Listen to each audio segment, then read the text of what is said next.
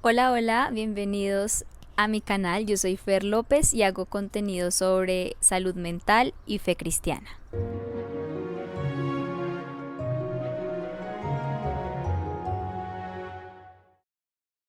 Bueno, hace algún tiempo yo ya había hecho un video hablando sobre la ansiedad y mi experiencia con esta. Para ese momento había tenido algunos episodios de ansiedad, pero nada tan fuerte como lo que iba a vivir después, y es por eso que estoy haciendo este video como actualizado.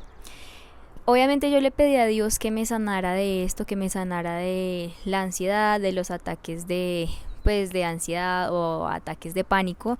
Y digamos que su respuesta fue sumergirme aún más en la profundidad de estos temas de salud mental. Y esto fue para mostrarme que sus planes son diferentes a nuestros planes o sus planes son diferentes a mis planes. Y aquí va una frase que es muy importante, una frase que a mí me ha ayudado personalmente, y es que las respuestas de Dios no siempre tienen sentido, pero las respuestas de Dios siempre tienen propósito, y quiero que con eso se puedan quedar. Y para quienes amamos a Dios, todas las cosas nos sirven para bien. Pues bueno, Dios permitió que yo experimentara la complejidad de estos trastornos o de los trastornos más comunes de la salud mental. 1, para entenderlos. 2, para ser testigo del milagro de su sanidad. Y 3, para compartirlo con las personas que yo sé que lo están necesitando. Actualmente existe infinidad de información acerca de la salud mental, de la ansiedad generalizada, de los ataques de pánico, de la depresión, de todo esto. Tenemos información por doquier. Aún así, quiero compartir con ustedes lo que Dios me permitió vivir a mí personalmente, porque pienso que la primera o el primer paso que tenemos para sanar es informarnos y aprender acerca de lo que estamos viviendo. Entonces, por eso quiero contarles un poco de mi historia y hacer unas pequeñas reflexiones. Entonces, para eso quiero contarles que a principios del año 2023 me diagnosticaron ansiedad generalizada con ataques de pánico. Para mí esto fue lo peor que me ha pasado en la vida, pero al mismo tiempo ha sido lo mejor que me ha pasado en la vida. ¿Y por qué? Porque aquí va otra frase que es muy importante. Porque nada te transforma tanto como el dolor. Pocas cosas te permiten ver a Dios tan real y tan cercano. Claramente decir esto para mí no ha sido fácil ni ha sido rápido. A mí personalmente me ha tomado más de un año, y un año también de dolor, de frustración, de miedo, de tristeza y de todas estas emociones desconocidas o que conocía pero que no conocía en esta magnitud. Pero también fue un año de tratamiento, de cambios de hábitos y de muchísimo aprendizaje. Hay una diferencia muy grande entre la ansiedad generalizada, los ataques de pánico y la depresión, y pues todos sus derivados. Sin embargo, sea cual sea tu caso, así no estés viviendo esto, espero que puedas aprender algo, porque siempre podemos aprender algo y sobre todo siempre podemos prevenir. Entonces este es el propósito de este video. Bueno, a finales del año 2022 tuve el episodio más fuerte que he tenido de ansiedad. Estaba de vacaciones en Punta Cana con mi familia y de repente empezaron a venir a mí pensamientos y sensación de que me estaba volviendo loca, o de sensación de peligro y de que me iba a morir. Esta parte de morir es muy importante. Empecé a sentir en la cabeza que se me regaba un líquido. Empecé a sentir una dificultad para respirar, empecé a pensar que me iba a dar un infarto o que me iba a dar algo en la cabeza, en el cerebro. Pensé en todos los escenarios más dramáticos posibles. A nivel cognitivo comencé a sentir una sensación de irrealidad y mi mente estaba totalmente bloqueada por el miedo y por el pánico. No podía abrir la boca para expresar lo que estaba sintiendo. Dejé de hablar por mucho tiempo, por muchas horas, y solamente podía llorar y llorar y llorar, y mi mente estaba totalmente bombardeada de pensamientos de pánico y de peligro. Quise devolverme a Colombia porque, según yo, en ese momento no me quería morir en otro país que no fuera mi país, que no fuera Colombia, porque la sensación de que me iba a morir era absolutamente real. Claramente ni mi familia ni yo sabíamos lo que me estaba pasando. Ahora sabemos que era un trastorno de ansiedad o de trastorno del estado del ánimo, pero en ese momento no sabíamos y jurábamos que en verdad me estaba enfermando, que en verdad tenía algo en la cabeza. Entonces acordamos que lo mejor era devolverme para Colombia. Me devolví con mi papá y estaba tan mal que me tuvieron que llevar en silla de ruedas desde el hotel de Punta Cana hasta el aeropuerto en Colombia. Yo parecía una bebé. No podía hablar, no podía responder, no hablaba, no hacía nada. Me llevaban a todo lado en silla de ruedas. Obviamente me sentía súper indefensa y muy vulnerable, pero en general eso fue lo que pasó cuando llegué a Colombia. Fue cuando tuve una cita con mi psiquiatra o con la psiquiatra en ese momento y ella me diagnosticó con trastorno de ansiedad generalizada con ataques de pánico. Esos días y esos meses siguientes fueron los más difíciles de toda mi vida y quiero compartirles aquí la lista, todos estos síntomas que tuve, o por lo menos como que los más relevantes. Me voy a pasar muchos, me voy a saltar muchos porque uno, a veces no los recuerdo completamente y dos, pues porque son muy largos. Pero quiero contarlos porque sé que para muchas personas esto podría traer luz a sus propios procesos, que puedan entenderlo, que se puedan relacionar si es que están pasando por algo parecido. Voy a leer la mayoría de síntomas para no pasarme ninguno. Entonces, comencé con terrores irracionales, temores irracionales. Y el mayor miedo era que me iba a morir, que es el síntoma característico de este trastorno de ansiedad generalizada. Lo siguiente fue que tenía una obsesión con que tenía una enfermedad grave que me mataría. Buscaba día y noche en internet explicaciones para explicar qué era lo que realmente estaba sintiendo o qué era lo que realmente me estaba pasando. El corazón me latía a 1000 por hora, incluso estando en un estado de reposo. Incluso estando en mi casa o si salía a caminar no había pasado un minuto y el corazón lo tenía a toda velocidad. También pensaba todo el tiempo que me iba a dar un infarto en cualquier momento. Tenía dolores de cabeza, tensión muscular, como si tuviera un carro encima mío, encima de mis hombros. Y por esto mismo, esta presión, esta tensión que tenía en todo mi cuerpo hizo que me salieran unas bolitas como en la axila y en una parte del seno, que por supuesto me llevó a pensar en el peor escenario. También tenía dolores de estómago, comía y vomitaba todo, solo podía tomar caldos. Y cuando tomaba agua me asustaba porque creía que me iba a morir ahogada. Perdí todo el interés por comer debido al miedo que me generaba. Entonces ya no era para nada placentero, sino que era un momento tensionante donde, como les digo, creía que me iba a morir ahogada y aparte lloraba y lloraba y lloraba y no podía comer tranquila. También tenía miedo a ir al baño sola, pedía que no cerraran la puerta, hiciera lo que hiciera en el baño, lo que se imaginen, o incluso bañándome, pedía que la puerta estuviera abierta y que alguien estuviera pendiente porque sabía que me iba a pasar algo en cualquier momento. Mi energía estaba totalmente en el piso, no podía mantener los ojos abiertos, estaba sentada y se me cerraban los ojos y dormía todo el tiempo, y cuando dormía tenía pesadillas, pero cuando estaba despierta estaba en un estado de paranoia, como si me estuvieran persiguiendo, como si algo malo me fuera a suceder. Me obsesioné con la respiración y tuve incluso ataques de pánico de solo pensar y estar obsesionada con la respiración, con que de pronto sentía que se me subía más la respiración o no estaba respirando tanto.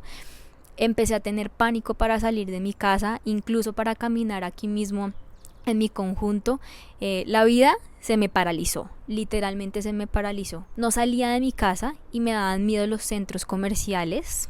Tenía miedo a estar con gente, pero también tenía miedo a estar sola. Me daba miedo pensar, y me daba miedo pensar porque creía que mi mente iba a crear cada vez nuevos y peores escenarios de terror, más terroríficos que el anterior. O sea, cada vez pensaba que iba a tener nuevos miedos desbloqueados. Sentía que mi mente fabricaba nuevos miedos a diario y me daba miedo también bañarme. Comencé a sentir esa sensación desagradable, no sé por qué. Hasta el momento no logro entender por qué bañarme para mí siempre fue un placer y yo podía durar horas bañándome, pero el hecho de saber que tenía que estar dentro del baño me generaba un montón de pensamientos y comenzó a ser súper desagradable para mí bañarme. También me aterraba la sensación de frío y calor. Me arreglaba solo para dormir, me arreglaba solo para ir a las citas médicas, para descartar cualquiera de las enfermedades que juraba que tenía. Tuve citas médicas de todo lo que se imaginen, de lo que nunca pensé que iba a visitar.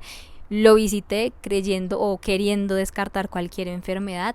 También le tuve miedo a la naturaleza, a las nubes, a las montañas, al sol, al anochecer. Todo lo de la naturaleza me parecía aterrador mirarlo. Me aterraba también el paso del tiempo, de los minutos, de las horas, y empecé a tener también episodios de despersonalización y desrealización. Me sentía rara en mi propio cuerpo, me miraba al espejo y me daba impresión o no me sentía como parte de mí misma. Siempre me ha parecido que describir la despersonalización y desrealización es súper difícil. También tuve fobias de impulsión, que es miedo a perder el control o hacer algo irracional, en mi caso como tirarme de unas escaleras eléctricas o de un segundo piso o de un piso muy alto, como que piensas que tu mente de repente te va a abandonar y tú vas a hacer una locura. Eso es una fobia de impulsión. Sentí miedo incluso de la idea de Dios, de su existencia, como que esas cosas tan abstractas o tan lejanas, entre comillas lejanas, no pensando pues que Dios obviamente es demasiado grande, me aterraban. Pero también me aterraba pensar que Dios no existiera. Todo esto obviamente generó en mí una depresión profunda, sentía un vacío enorme en el pecho y no podía experimentar la felicidad, no podía sonreír, lloraba todo el tiempo, como les decía, mientras dormía, mientras comía, mientras hacía todo, lloraba y lloraba y lloraba, no sonreía en absoluto, no podía hablar, no podía mirar a los ojos a las personas porque me sentía extraña, sentía que esas personas de pronto me iban a hacer daño. Me despertaba de madrugada y solamente me podía quedar dormida diciendo: Dios, ayúdame, y lo repetía hasta que me quedaba profunda.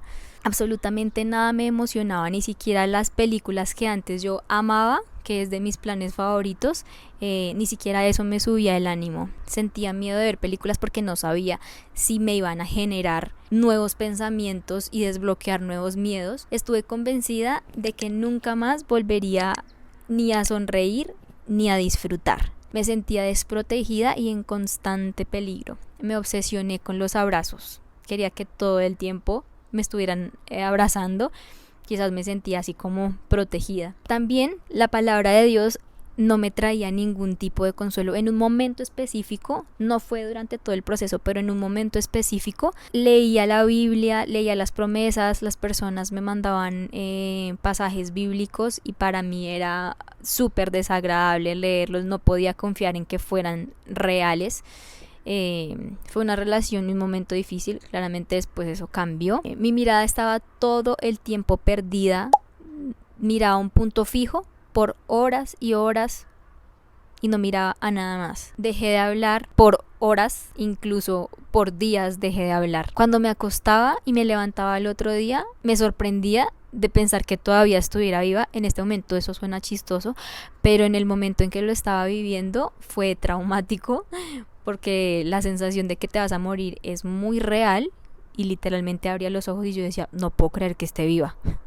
También llegué a dormir en la habitación con mis papás como si fuera una bebé. Por no sé cuántos días tenía una cama al lado de ellos porque no podía estar sola en ningún momento. Y obviamente como consecuencia de todos estos síntomas desarrollé algo que se llama hipocondría y agorafobia, que hablaré de ellos en algún otro momento, pero en resumen, la agorafobia es un miedo intenso ante situaciones o lugares donde sería difícil escapar o pedir ayuda en momentos de aparente peligro. Y la hipocondría es el trastorno de ansiedad relacionado al miedo constante de enfermarte. Fueron tantos meses así que creí que nunca iba a salir de ahí. Y los episodios de depresión eran tan profundos que pensaba que mi vida nunca volvería a ser normal. Fue difícil salir del hoyo profundo, pero poco a poco todo fue volviendo a la normalidad, o más bien a la nueva normalidad. Y aquí quiero compartir contigo o con ustedes, no todas, pero sí algunas recomendaciones que para mí son más importantes o son básicas si tú estás pasando por un proceso similar. Número 1. Por más densa que sea la oscuridad, siempre vuelve a salir el sol. Y sé que quizás ahora no lo puedes ver y no es necesario que lo veas en este momento porque lo vas a ver más adelante, pero de eso se trata la fe. Y eso es lo que nos pide Dios. porque la fe es creer en cosas que todavía no están pasando, en cosas que todavía no podemos ver.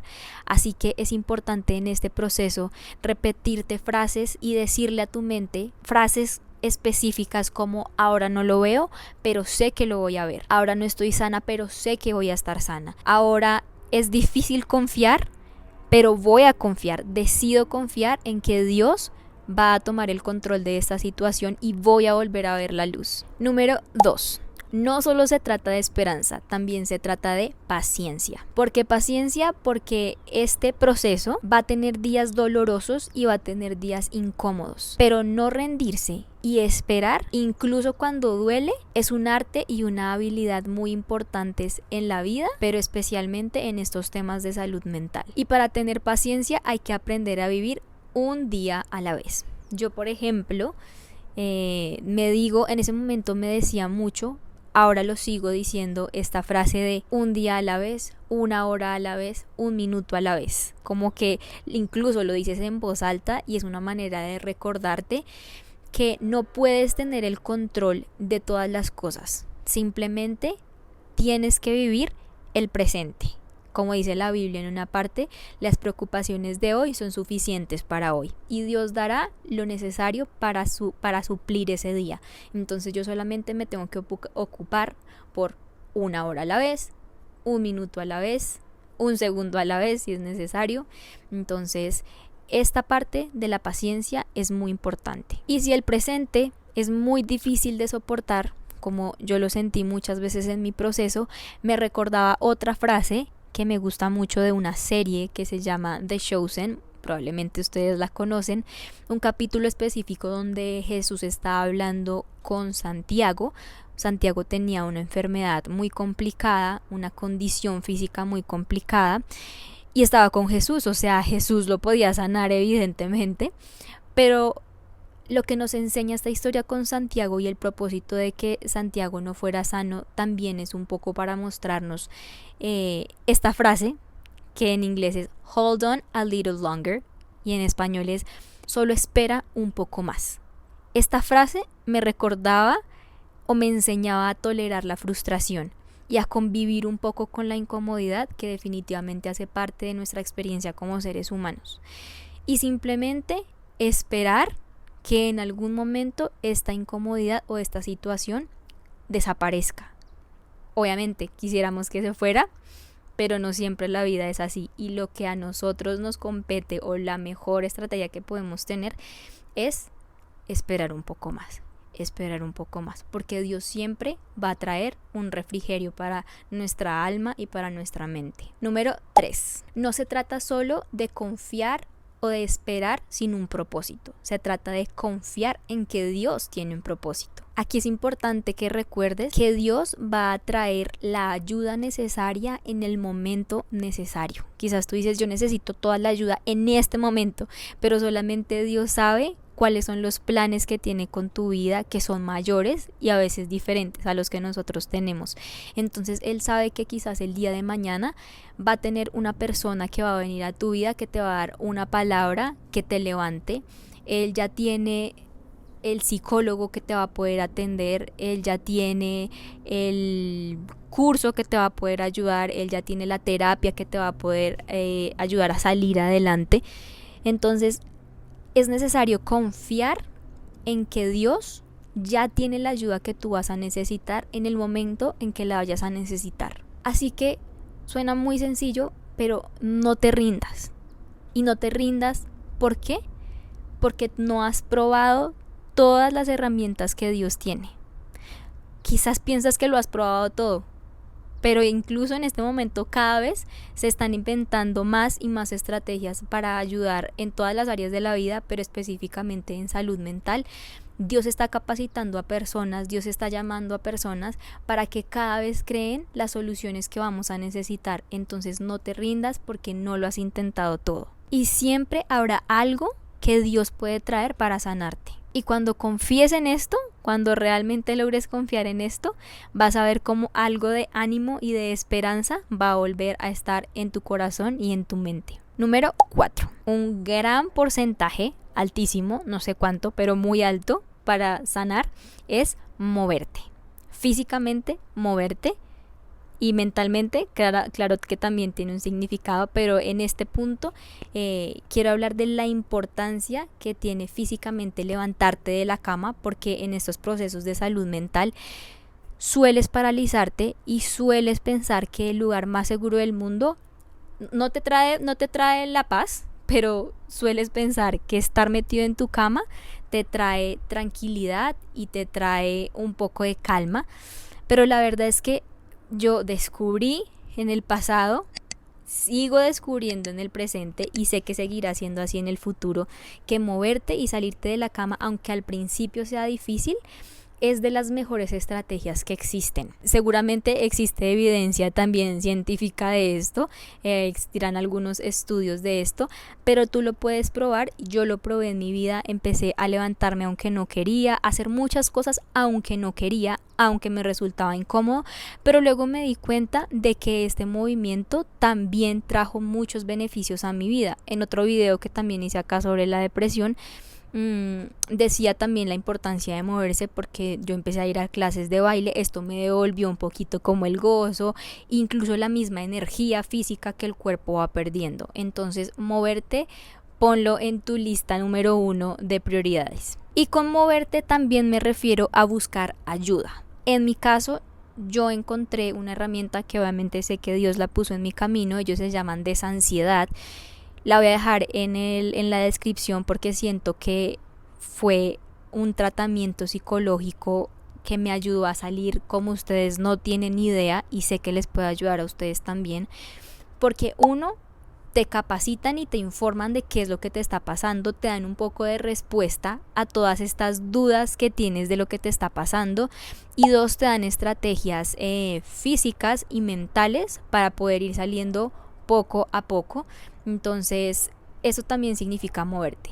Muévete, no te estanques en me quedé así y voy a estar así toda la vida, porque te digo desde ya, no vas a estar así toda la vida. Puedes decidir quedarte ahí toda la vida, pero también puedes decidir salir adelante y salir a buscar ayuda, y la ayuda va a estar. Entonces muévete a hacer ejercicio y muévete a buscar la ayuda psicológica que es necesaria. Aquí quiero agregar algo importante, y es que si es posible busques un psicólogo enfocado como en lo cognitivo conductual, que es la rama de la psicología que tiene más evidencia científica para este tipo de casos, y se trata de trabajar en todos tus pensamientos, porque este tema de salud mental es mucho acerca de tus pensamientos. Entonces se trabaja en algo que se llama la reestructuración cognitiva, que finalmente es algo que te capacita para volver a reincorporarte un poco en la vida. Entonces, en este tema de salud mental, lo que pensamos es absolutamente todo, porque no hay mejor remedio que una mente que sabe pensar correctamente. Y en algunos casos también el psicólogo determinará si es necesario tomar medicamento o no. Si es necesario tomar medicamento, tómalo. Dios puede incluso usar el medicamento, porque también hay cosas que físicamente en nuestro cerebro no están del todo equilibradas, y ese es el tipo de ayuda que Dios también trae. Entonces confía en que si es necesario hacerlo, no es algo malo. Tienes que hacerlo siempre acompañado de la parte psicológica o del psiquiatra pues con el que estés teniendo tu proceso. Número 6. Bueno, con este paso no quiero asustarte, parece grave pero no lo es, pero antes de decirlo quiero que recuerdes que todo es un proceso, todo en esta vida tiene su tiempo, y poco a poco vas a ir volviendo a la normalidad. Pero aquí va lo que les decía antes, probablemente no vas a volver a la misma normalidad, va a ser una nueva normalidad. Y es que la mente no vuelve a ser la misma después de que pasas por un tema como estos de salud mental. Porque es como si hubieras visitado un país y luego hacer de cuenta que nunca estuviste. La mente ya estuvo allá, la mente ya lo conoció. Pero esta nueva normalidad también puede traer muchísimas cosas buenas. Vas a empezar a ver la vida con otros ojos, vas a empezar a ser más agradecido, más resiliente, más fuerte, más valiente, y podrás ser muchísimo más empático. Y sobre todo vas a poder experimentar a Dios de cerca como nunca antes. Número 7. No idealices el proceso de sanidad. Es un proceso, no es una línea recta, tiene altibajos, tiene avances y tiene retrocesos. O quizás no serán retrocesos, pero los vas a sentir como si fuera un retroceso, pero luego vas a entender que todo es un aprendizaje y que siempre estás cada vez más adelante y estás avanzando, pero así se siente, como si retrocediéramos. Y todo esto para decirte que los estándares tan altos de perfección en cuanto a cómo quiero sanarme, a la manera en que quiero sanarme, en el tiempo en que quiero sanarme, a veces no son los correctos y hacen que nuestro proceso sea más complicado. Y estos estándares tan altos a veces no nos permiten ver los avances pequeños que son tan valiosos. Por ejemplo, en mi proceso yo tuve que aprender a celebrar que pude volver a sonreír. El día que volví a sonreír o el día que volví a reírme a carcajadas fue un motivo de celebración. Entonces de eso se trata el proceso de sanidad, de celebrar las pequeñas cosas, las pequeñas victorias. Claramente mi ideal de sanidad era nunca más volver a sentir miedo, nunca más volver a sentir lo desagradable que sentí en el pasado. Claro, todavía quisiera no vivirlo de la manera en que lo viví, pero yo tuve que aprender a entender que esto es un proceso y que no es inmediato. Incluso aunque yo no sabía qué era lo que me estaba pasando al principio, cuando más o menos entendí algo, yo dije, yo sé que esto no va a ser rápido. Y siento que eso también me ayudó un poco porque fue soltar esa idea idealista de me voy a sanar en un mes, me voy a sanar en una semana.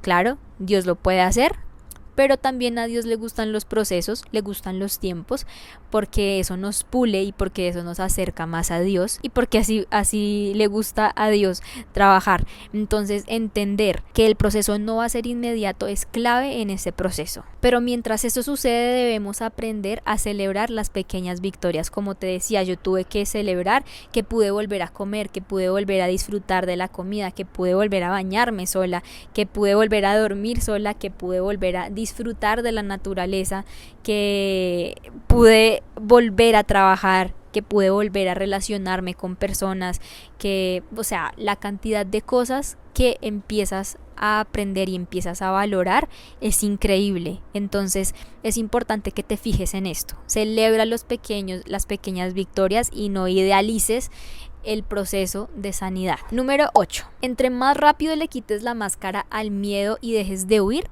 más rápido vas a volver a experimentar la libertad. La libertad llega cuando le perdemos el miedo al miedo, cuando aceptamos que el miedo va a estar ahí y que el miedo nos va a visitar, pero que no nos va a dañar ni nos va a matar. Pero recuerda, todo con calma, no te desesperes porque todo es un proceso, todo llega en el tiempo en que tiene que llegar. Puede que en este momento, al igual que yo, no puedas estar saliendo de tu casa, pero va a llegar el momento en que vas a volver a salir de tu casa y no se va a tratar solo de que ahora salgo de mi casa, se va a tratar de que ahora tu mente va a ser diferente. Y quiero que te quedes con estas últimas palabras. Si estás pasando por un proceso así parecido, sé qué es lo que necesitas escuchar. 1, y lo más importante, no te rindas. Este no es el final de tu historia, es solamente una parte del viaje. No te vas a morir por esto, el dolor pasará y vas a encontrar la fuerza para seguir adelante. Al igual que la frase que te conté antes, hold on a little longer, espera un poco más. Aún quedan muchas alternativas para recuperar tu bienestar. Busca a alguien que te ayude a entender el proceso por el que estás pasando, pero que también te pueda acompañar sin juzgarte. Eres más fuerte de lo que crees. Ahora no lo puedes ver, pero eres más fuerte que el miedo. Eres más valiente que el miedo. No pierdas la esperanza. Habrán días buenos y luego se van a ir multiplicando. Y bueno, esto es todo por este video. Realmente espero que haya sido de ayuda. Compártelo con quien crees que lo necesite. Te leo en los comentarios y nos vemos en el siguiente video. Chao, chao.